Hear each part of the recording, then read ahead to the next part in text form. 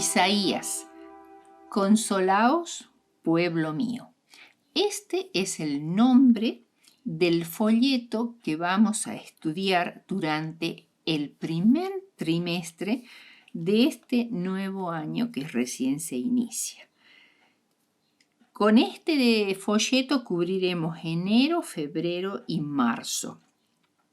Y vamos a estudiar el libro de un gran profeta, Isaías, el primero de los llamados profetas mayores. Es posible por la extensión de su libro, pero por consenso universal, Isaías es el profeta de la salvación. Mediante él sabemos que vendrá un día cuando el yermo florecerá como la rosa, y que un cielo nuevo y una tierra nueva ocuparán el lugar de esta tierra arruinada, maltrecha y ensangrentada que es ahora nuestro hogar. Sus palabras potentes, refinadas y bien elaboradas crean imágenes potentes, refinadas y bien elaboradas también. Es por eso que las palabras de Isaías nos hablan fuerte y nítidamente aún después de 27 siglos de haber sido escritas. Isaías es un valioso vehículo literario para los pensamientos divinos, que son más altos que los mundanos, así como son más altos los cielos que la tierra. Esto está en Isaías 55, 9. Esto que hemos dicho hasta el momento es parte de la introducción del nuevo folleto que fue escrito por el doctor Roy Gain, experto en hebreo, profesor de Antiguo Testamento en el Seminario Teológico Adventista de la Universidad Andrews en Berrien Springs, Michigan. Bueno, habiendo dado esta introducción general, vamos a comenzar con la lección número 1 del libro de Isaías y espero que pongamos todo entusiasmo en estudiar este hermoso libro. ¿Quién era Isaías? Isaías era un joven, muy joven realmente, que era hijo de Amós, del cual no se dice más nada, tan solo que era del linaje real y de la tribu de Judá. Fue llamado al oficio profético siendo muy joven. Los reyes en este tiempo eran nombrados como reyes o asumían su cargo generalmente antes de los 20 años. Así que posiblemente Isaías también era menor de 20 años. Y fue llamado al oficio profético a fines del reino de Usías. El rey Usías también es conocido como Azarías, pero acá lo vamos a llamar con este nombre. Y su reinado duró desde el 790 hasta el 739 a.C. Y durante el tiempo que profetizó Isaías, el rey Usías estaba gobernando en compañía con su hijo Jotán. Esto es lo que se llama una corregencia. ¿Y por qué estaba sucediendo esto? No vamos a entrar en muchos detalles, pero sí vamos a decir que Usías se volvió leproso por una acción muy, digamos así, abominable desde el punto de vista de Dios. Él quiso ofrecer incienso, o sea, ocupar el lugar del sacerdote, y por esa razón quedó con lepra y no podía gobernar de esa manera, así que gobernaba su hijo con él. Su ministerio, o sea, el ministerio de Isaías, duró 60 años y abarcó la última parte del reinado de Usías, el reinado de Jotam, su hijo, el de Acaz y el de Ezequías. Fue muerto por el siguiente rey, hijo de Ezequías, el impío rey Manasés, quien presuntamente lo aserró. Se casó y tuvo 2 hijos. El primero se llamó Sear-Jasub y el segundo Maher-Salal-Asbaz. El escenario principal de sus labores fue Jerusalén, donde llegó a ser el predicador de la corte y tuvo mucha influencia. Fue el consejero religioso y político de la nación. Los tiempos en los cuales le tocaría trabajar a Isaías estaban cargados de peligros muy graves para el pueblo de Dios. Iba a presenciar la invasión de Judá por parte de los ejércitos combinados de Israel y de Siria. Iba a ver las huestes asirias acampadas frente a las principales ciudades del reino. Durante su vida iba a caer Samaria, la capital del reino de Israel, en el año 722 a.C., y las 10 tribus de Israel iban a ser dispersadas entre las naciones. Judá iba a ser invadida una y otra vez por los ejércitos asirios y Jerusalén iba a sufrir un sitio también que, de no ser por la intervención milagrosa de Dios, habría resultado en su caída. Bien, después de este leve resumen sobre el marco histórico, vamos a ver el primer punto que trata el folleto. Se llama Crisis de Identidad y abarca el capítulo 1 de Isaías, los versículos 1 al 9. El versículo de memoria dice así: Venid luego, dice Jehová, y estemos a cuenta. Si vuestros pecados fueren como la grana, como la nieve, serán emblanquecidos. Si fueren rojos como el carmesí, vendrán a ser como blanca lana. Isaías 1:18. Mediante la visión, el profeta traspasa el velo que separa este mundo del mundo espiritual y ven aquello que el Señor desea revelarle.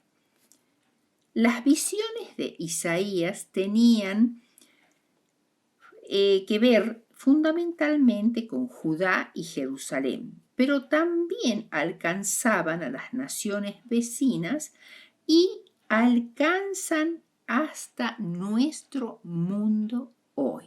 Nos alcanzan a nosotros. En su primer discurso, Isaías dirige un mensaje de condenación al que se decía ser el pueblo de Dios. En primer lugar, el mensaje pide a los seres celestiales que sean testigos de un espectáculo extraordinario y sin precedentes. Isaías 1:2. Oíd, cielos, y escucha tú, tierra, porque habla Jehová. Los habitantes de otros mundos conocen la ley de Dios y saben de la rebelión de los habitantes de este mundo contra el cielo. Comprenden el plan de salvación y saben cuáles fueron las oportunidades concedidas a Israel como pueblo escogido de Dios. Por tanto, Dios los llama como testigos de la asombrosa situación que existe entre aquellos por quienes tanto ha hecho, pero que lo han despreciado por completo. Crié hijos, dice Dios. La relación entre Dios y su pueblo ha sido la de un padre con su hijo. Todo lo que un padre puede hacer en favor de su hijo, Dios lo ha hecho en favor de su pueblo. Por todo esto, su pueblo debería haber aceptado las responsabilidades filiales junto con los privilegios. Sin embargo, se rebelaron contra Dios, rehusaron someterse a la autoridad de su Padre Celestial. Hasta los animales domésticos como el buey y el asno conocen al que los alimenta diariamente y manifiestan gran fidelidad y hasta cariño por su amo. Pero Judá ni siquiera demostró tener la inteligencia de los animales. Dios dice tristemente, no entienden, no tienen conocimiento. Oh gente pecadora, Isaías 1:14. El largo reinado de Usías, que fue desde el 790 al 739 a.C., o sea, 51 años, el tiempo que reinó, se caracterizó por una gran prosperidad, gracias a la sabiduría con que él gobernó y a la bendición del cielo. Sus ejércitos recobraron parte del territorio perdido. Se reedificó y se fortificó ciudades. El comercio revivió y afluyeron a Jerusalén las riquezas de las naciones. La fama de Usías se extendió lejos porque fue ayudado maravillosamente hasta hacerse poderoso, según Segunda de Crónicas 26:15. Sin embargo, esta prosperidad exterior no fue acompañada por el correspondiente reavivamiento espiritual. Había hombres codiciosos que añadían una casa a otra, un campo a otro. La justicia se pervertía y no se manifestaba compasión alguna hacia los pobres. Hasta los magistrados, cuyo deber era proteger a los indefensos, hacían oídos sordos a los clamores del pueblo, de los pobres y de los menesterosos, de las viudas y de los huérfanos. Había además orgullo y apego a la ostentación, groseras borracheras y un espíritu de orgía. La idolatría misma ya no sorprendía a nadie. Parecía como que el propósito de Dios para Israel estaba por fracasar y que la nación rebelde habría de sufrir una suerte similar a la de Sodoma y Gomorra. Generación de malignos es como los llama Dios. Los que podrían haber sido simiente santa llegaron a ser una planta maligna que produciría frutos inútiles. Abandonaron a Jehová y escogieron otro señor, el príncipe del mal. Provocaron a ira al Santo de Israel. Esto es muy, muy serio. El Señor ya no podía tolerarlos más sin negar su propio carácter de amor y justicia. Los versículos 5 al 7 del capítulo 1 contienen una apelación conmovedora. El cuerpo está tan cubierto de lastimaduras y heridas que el padre se resiste a seguir castigando, aunque parezca necesario. Cuanto más se hundían en el pecado, tanto mayor peso de desgracia se acaparaban o se acarreaban. ¿Por qué sois tan necios? Todo el cuerpo sufre.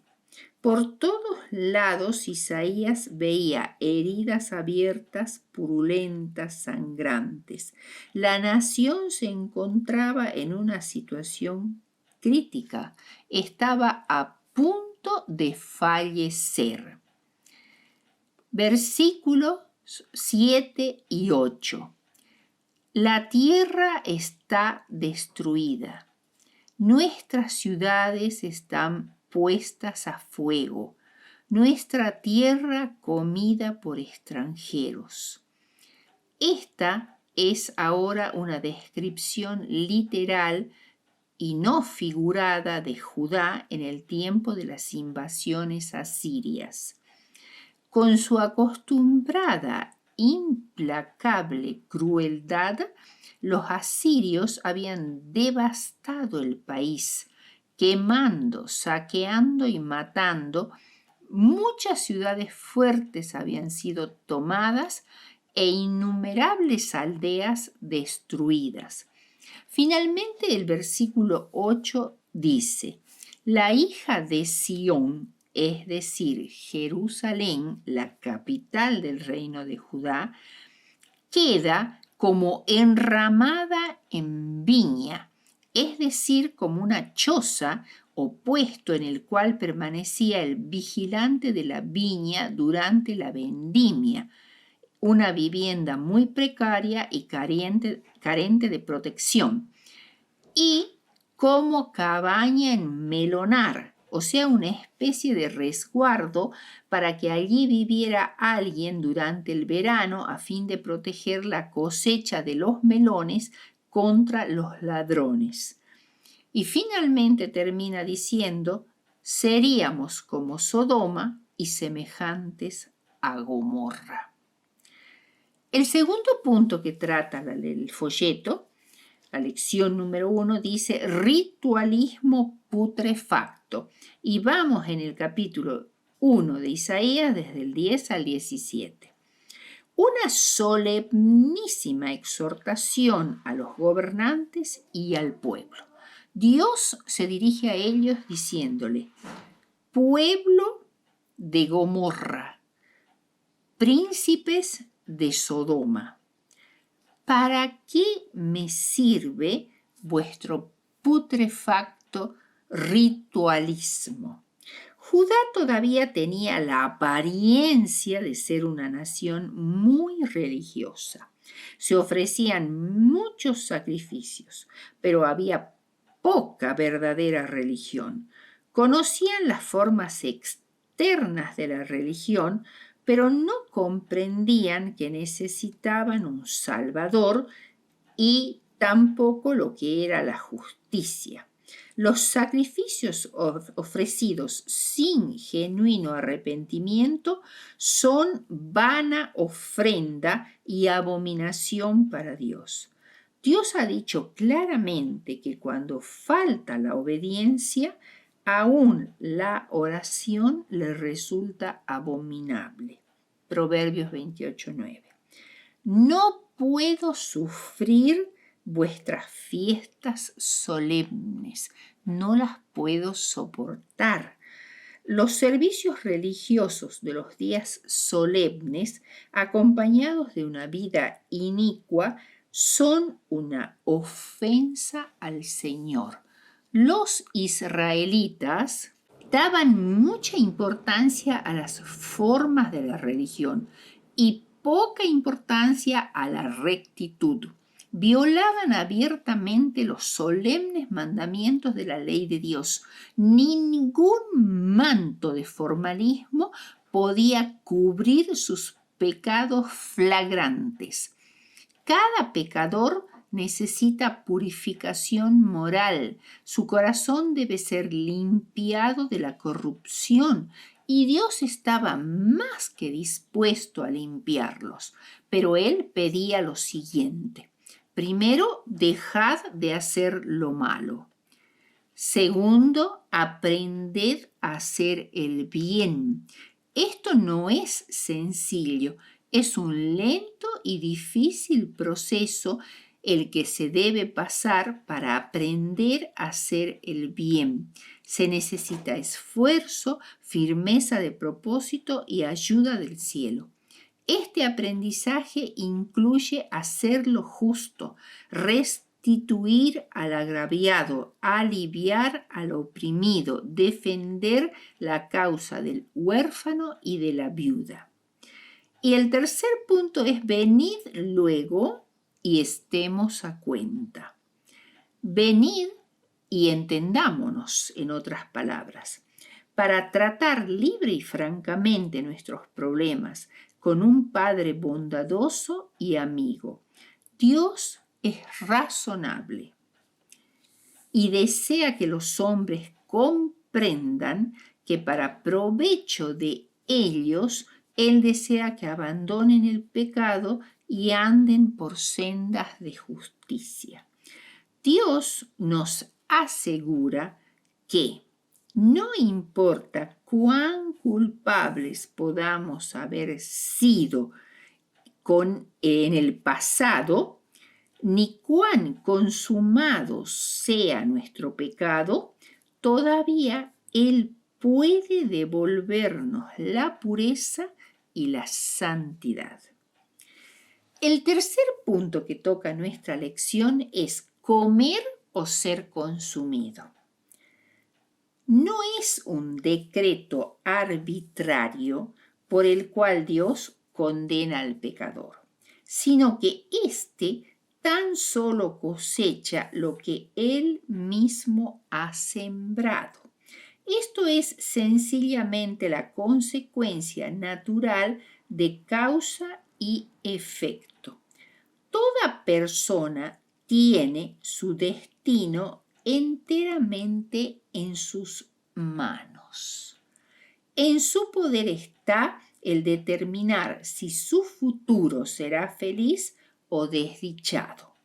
En el sentido más estricto de la palabra, los pecadores se destruyen a sí mismos. Elegimos comer el bien de la tierra o ser consumidos. Desde el versículo 21 al 31 del capítulo 1 se habla del juicio y de la redención de Jerusalén. Lo que una vez fue la ciudad fiel se volvió infiel. La que una vez fue la verdadera esposa de Jehová ahora se ha apartado de él para entregarse a otros y se ha transformado en ramera. La ciudad de los santos se había transformado en morada de asesinos y réprobos. Oseas 6:9 presenta gráficamente la situación. Dice así: y como ladrones que esperan a algún hombre, así una compañía de sacerdotes mata en el camino hacia Siquem. El carácter del pueblo había sido como de plata preciosa, pero se había degenerado en escoria sin valor. Los príncipes de Judá eran tercos y rebeldes contra Dios y presidían en toda clase de crímenes. Los funcionarios no detenían a los maleantes que infestaban los caminos, pues compartían con ellos las ganancias de sus crímenes. El soborno era una ley establecida tanto para el juez como para el príncipe, y por lo tanto postergaban indefinidamente la causa de los pobres. Pareciera que estuviéramos describiendo nuestra propia sociedad, ¿no es cierto? No tiene nada de diferente. Aunque el propósito de Dios es salvar al pecador de su pecado, no obstante, los que persisten en la iniquidad deberán enfrentar al juez de la tierra, el cual ha jurado que no tendrá por inocente al culpable. Por eso Dios le da tiempo y le dice: vengan, estemos a cuenta. Dios estaba dispuesto a salvar si su pueblo se arrepentía, a quitar la impureza y a rescatar a Jerusalén mediante un juicio equitativo. Los hombres que se consideran fuertes serán consumidos como estopa en el fuego que devorará a los impíos. Y finalmente el cuarto punto de nuestra lección dice el fatídico canto de amor Y esto está en Isaías 5, 1 al 7. En esta ocasión, Isaías se presenta como un trovador, un cantante, que entona una canción. Isaías fue un consumado poeta que presentó muchos de sus mensajes en forma de cantos y de poesías. Isaías 5:1 dice: Ahora cantaré por mi amado el cantar de mi amado a su viña. Mi amado, o el amado, el dueño de la viña, era Dios. La viña era la nación de Israel, como lo atestigua el Salmo 80, 8 al 16, Mateo 21, 33 al 41. También lo declara el mismo Isaías en el capítulo 5, el versículo 7, donde dice: Ciertamente la viña de Jehová de los ejércitos es la casa de Israel, y los hombres de Judá planta deleitosa suya. Dios dice: traje una vid de Egipto y la planté en una ladera fértil. La ladera fértil era la tierra de Canaán. La había cercado. Dios colocó en torno a ella un cerco protector o vallado para resguardarla de los animales, de los ladrones. La ley de Dios y los mensajes de los profetas eran el vallado que rodeaba al pueblo de Israel y que lo preservaría del mal. La había despedregado. Las piedras quitadas representan a los pueblos autóctonos de Canaán con su religión idolátrica y sus costumbres impías. Y la planté de vides escogidas. O sea, el pueblo de Israel fue escogido por Dios mismo, cuidadosamente. Edifiqué en medio de ella una torre.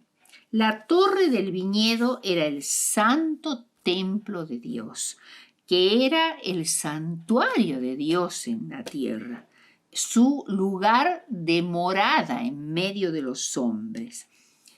Un lagar puede interpretarse al lagar como las instituciones, como las escuelas de los profetas, que eran medios dispuestos por Dios para inculcar virtudes como la rectitud, la justicia, la honradez y la pureza. Esperaba que diese uvas. Se plantó la viña con el propósito de que diese fruto, que representase el carácter de Dios, que sería un reflejo del carácter divino para exhibirlo ante el mundo. Pero en vez de producir los frutos del Espíritu, Israel produjo los frutos de la carne, las uvas silvestres, es decir, crueldad, injusticia, fraude, engaño, etc. Al concluir el canto, el amado, o sea, el dueño de la viña, se dirige a su pueblo por medio del profeta y les pide que emitan sentencias sobre sí mismos, que admitan su culpabilidad. La pregunta de Dios es: ¿qué más podía hacer yo por mi viña? Por medio de esta penetrante pregunta, Isaías deja en claro que el Señor ha hecho todo lo que podía hacerse en favor de Israel. La culpa del fracaso de Israel es el pueblo mismo. Ahora Dios declara lo que hará con su viña. Quitaré su vallado como cerco protector pastor para que sus enemigos lo saquearan y esparcieran y transformaran la viña en un sitio desolado. Esos enemigos fueron los asirios, los babilonios y los romanos a través del tiempo. No será podada ni cavada, o sea, la supresión de los medios proporcionados por Dios para el cultivo normal y espiritual, entonces solo produciría espinas y cardos. La tierra se tornaría árida y estéril, desolación y muerte. Ahora viene la explicación de la parábola como para que no quede nadie que no la entienda. La viña es la casa de Israel. En primer lugar, el reino de Judá, aunque también se aplicaba al reino del norte de Israel. Dios esperaba que su pueblo practicara justicia, pero solo veía derramamiento de sangre, injusticia y opresión por doquiera y clamores de los oprimidos. En conclusión, tenemos acá una hermosa cita del libro Profetas y Reyes, la página 13. Sus hijos se olvidaron de Dios y perdieron de vista el gran privilegio que tenían como representantes suyos. Lo privaron del servicio que él requería de ellos y privaron a sus semejantes del liderazgo religioso y el ejemplo santo que debían darles. Desearon apropiarse de los frutos del viñedo sobre el cual habían sido puestos como mayordomos. Su codicia los hizo ser despreciables aún por los paganos, y el mundo gentil se vio así inducido a interpretar erróneamente el carácter de Dios y las leyes de su reino. Este mensaje no es tan solo para el pasado. Este mensaje se aplica también a la iglesia de hoy. Hoy también nosotros somos su viña y también debemos rendir frutos del Espíritu. El carácter de Dios y las leyes de su reino deben ser mostrados al mundo por esa viña, la iglesia de hoy, que custodia su viña en la tierra como fieles labradores, y a ella se aplica el mensaje que está en Isaías 27, versículos 2 y 3. En aquel día, cantad acerca de la viña del vino rojo. Yo, Jehová, la guardo. Cada momento la regaré, la guardaré de noche y de día para que nadie la dañe. Qué importantes lecciones nos deja Isaías. La viña sigue estando en la tierra. La viña es la iglesia de Dios y debe dar frutos que honren su nombre.